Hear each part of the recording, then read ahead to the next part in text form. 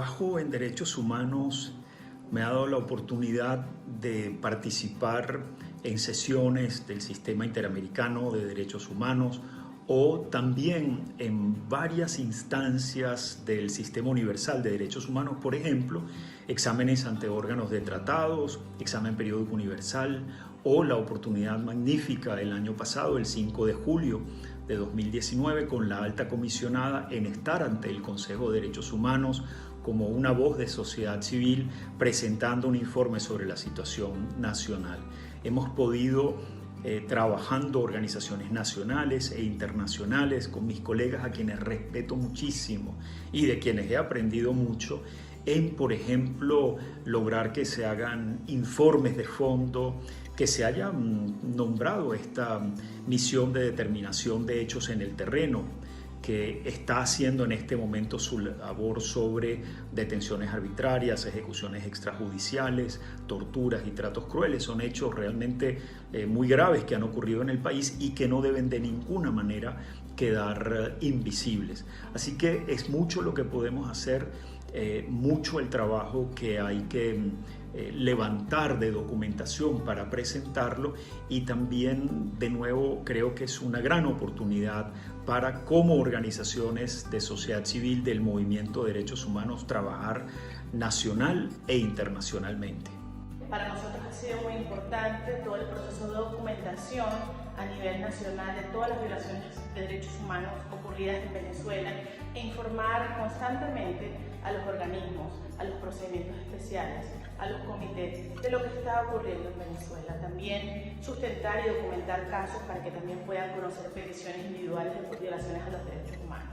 Para nosotros un gran logro ha sido el poder el año pasado tener la resolución del Consejo de Derechos Humanos sobre la misión de determinación de los hechos, que ha hecho la diferencia y esperamos que la siga haciendo en la investigación de las grandes violaciones a los derechos humanos. El próximo mes de septiembre vamos a tener el primer reporte de esa misión y esperamos que contribuya a la solución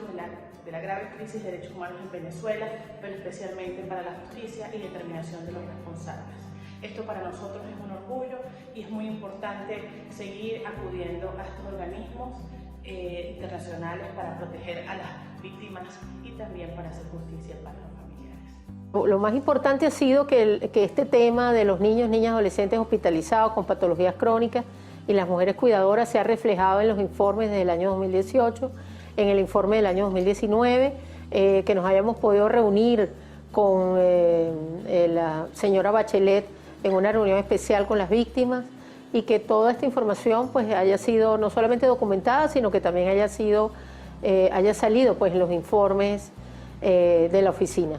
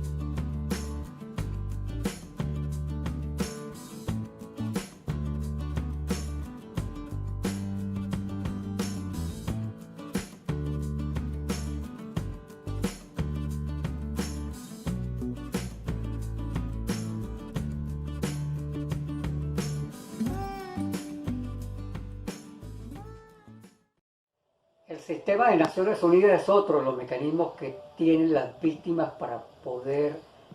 acudir en búsqueda de justicia. Uno de esos mecanismos es el Comité de Derechos Humanos, al cual se pueden llevar casos vinculados al Pacto Internacional de Derechos Civiles y Políticos, casos de desapariciones forzadas, de tortura, de maltrato. Pero también tenemos el grupo de trabajo de detenciones arbitrarias, que tiene que ver con detenciones realizadas de manera arbitraria. por organismos de seguridad del Estado. Tenemos el Comité de Naciones Unidas contra la Tortura para llevar casos de tortura, de malos tratos que puedan ser procesados por el Comité contra la Tortura.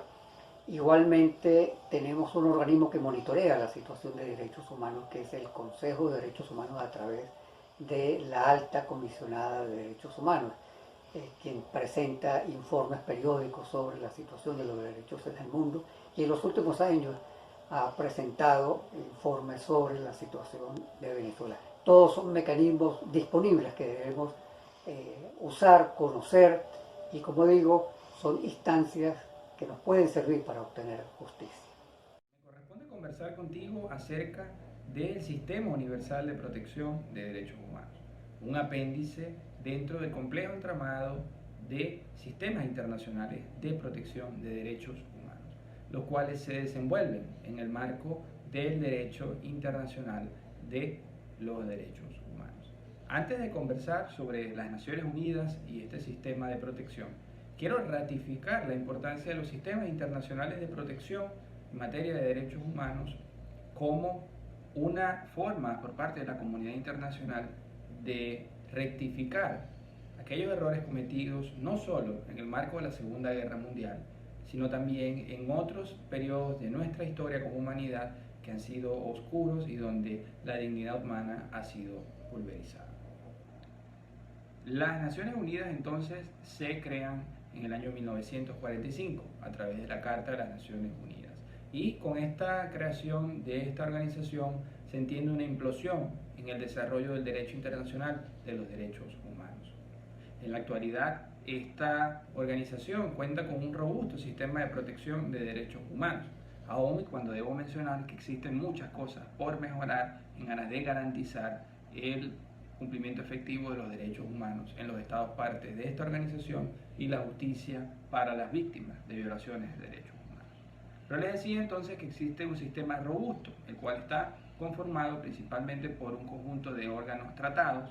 En la actualidad existen 10 órganos tratados relativos a 9 pactos o tratados internacionales en materia de derechos humanos celebrados en el marco de la Organización de las Naciones Unidas. Estos órganos tratados son conformados por expertos independientes en el ejercicio de sus funciones que justamente se encargan de monitorear el cumplimiento efectivo de las obligaciones de los estados en el marco de los tratados suscritos y ratificados por ellos. Así, puedo citar como un ejemplo el Comité de Derechos Económicos, Sociales y Culturales, que es el órgano tratado encargado de verificar el cumplimiento de las obligaciones por parte de los estados que suscribieron y ratificaron el Pacto Internacional de Derechos Económicos, Sociales y Culturales de las Naciones Unidas. También nosotros podemos conversar de otras instituciones que conforman este Sistema Universal de Protección de Derechos Humanos, diferentes a estos órganos tratados. Podemos hablar del Consejo de Derechos Humanos, que es un órgano político conformado por 47 Estados miembros, cuyo mandato también es promover y proteger los derechos humanos en el marco de las Naciones Unidas. Podemos hablar, por ejemplo, de la institución del Examen Periódico Universal, que es un mecanismo de carácter, digamos, político, donde participan los estados y donde son los propios estados quienes evalúan a sus pares en el marco de las Naciones Unidas y efectúan recomendaciones para alcanzar el efectivo respeto de los derechos humanos. También podemos mencionar, por ejemplo, los procedimientos especiales, los cuales están conformados por grupos de trabajo, expertos independientes o relatorías especiales, las cuales además son creadas por el Consejo de Derechos Humanos, pero que también puedo asegurar que están conformadas por expertos que en principio son independientes y cuyo mandato se orienta a garantizar y monitorear el respeto de los derechos que le han sido encomendados. Así, por ejemplo, puedo mencionar a la Relatoría para la Libertad de Expresión de las Naciones Unidas, cuyo mandato es verificar y monitorear la situación de la libertad de expresión dentro de la jurisdicción de los estados parte de las Naciones Unidas. Pero también podemos mencionar en el marco de este Sistema Universal de Protección de Derechos Humanos a la Oficina del Alto Comisionado de las Naciones Unidas para los Derechos Humanos, la cual fue creada por la intención de fungir como un vaso articulador entre los distintos mecanismos de protección de derechos humanos en las Naciones Unidas, y la cual además tiene por finalidad monitorear la situación de los derechos humanos en los distintos estados que hacen parte de las Naciones Unidas. Con estos mecanismos que he mencionado, podemos entonces entender el complejo sistema de las Naciones Unidas para la protección y promoción de los derechos humanos, el cual además, puedo ratificar, constituye un pilar fundamental en el respeto, la promoción y la búsqueda de la justicia para las víctimas de violaciones a derechos humanos en el mundo.